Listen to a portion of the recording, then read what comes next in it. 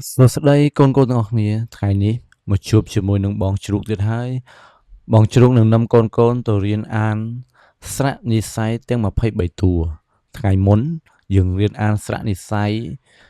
ពួកអថ្ងៃនេះយើងនឹងរៀនអានស្រៈនិស្ស័យជាមួយនឹងពួកអូទាំងអស់គ្នាស្រៈនិស្ស័យទាំង23តួតោះទៅរៀនជាមួយនឹងបងជ្រូកទាំងអស់គ្នាណាស្រៈទី1គឺស្រៈអ្វីដែរកូនស្រៈអៀស្រៈអៀទ្វាកំពុងតែបើកស្រៈអៀគឺសត្វទានៅឯណាកូនសត្វទាកំពុងតែហាងនៅក្នុងទឹកស្រៈអៀសត្វលាកំពុងតែស៊ីស្មៅស្រៈអ៊ីវិហារកូនទៅវត្តឃើញវិហារអត់ស្រៈអ៊ីលីបុប្រុសកំពុងតែលីឈើស្រៈអ៊ីមីកូនកុំសោះញ៉ាំមីច្រើនពេកស្រៈអ៊ីជីសម្រាប់ដាក់ស្រែស្រៈអ៊ឹបាទស្រៈអ៊ឹមឹកនឹងកមឹកបាទមឹកនៅឯណាមឹកនៅឯសមុទ្រស្រៈអ៊ឺផ្លែគេស្រៈអ៊ឺគឺផ្លែស្ពឺ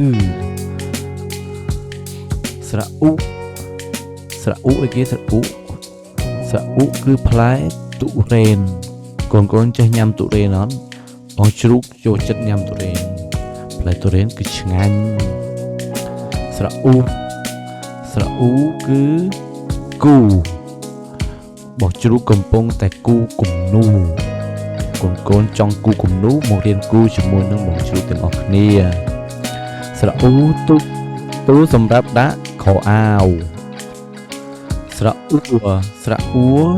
ញញឹកសម្រាប់ដំជួងហៅសិស្សចូលរៀនស្រៈអើយគេស្រៈអើគឺឈើនៅឯព្រៃស្រៈអឿងឿក្តារងឿស្រៈអឿទឿឆ្កែយើងហៅថាឆ្កែទឿស្រៈអៀសត្វកណ្ដៀមែនទេកណ្ដៀស្រៈអេគេស្រៈអេគឺសត្វភេកំពុងតែដើរមករកទឹកស្រៈអេទេយើងត្រូវនិយាយថាទេកុំចុះលេងទឹក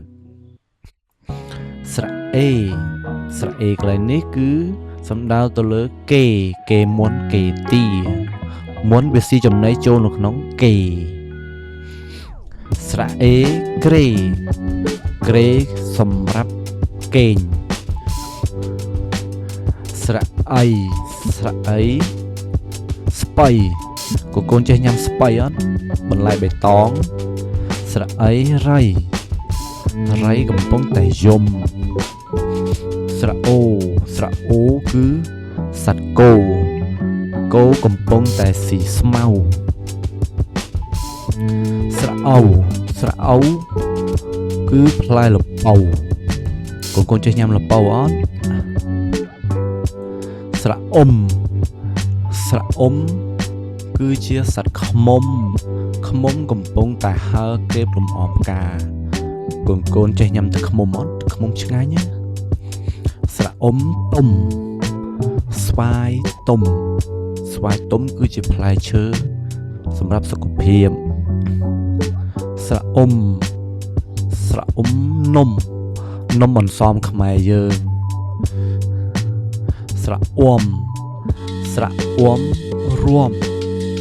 អ្នករួមរបាំកំពុងតែរួមនៅឯមុខអង្គរស្រៈអ៊ំរួមបងឆ្មាកំពុងតែរួមស្រៈអៀទះ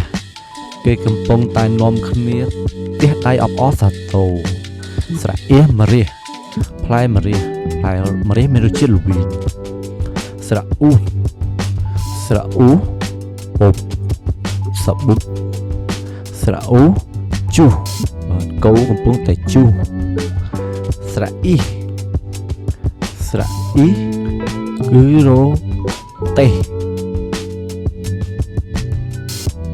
ស្រៈអ៊ូគោះគេកំពុងតែគោះទ្វារហៅម្ចាស់ផ្ទះបើកទ្វារ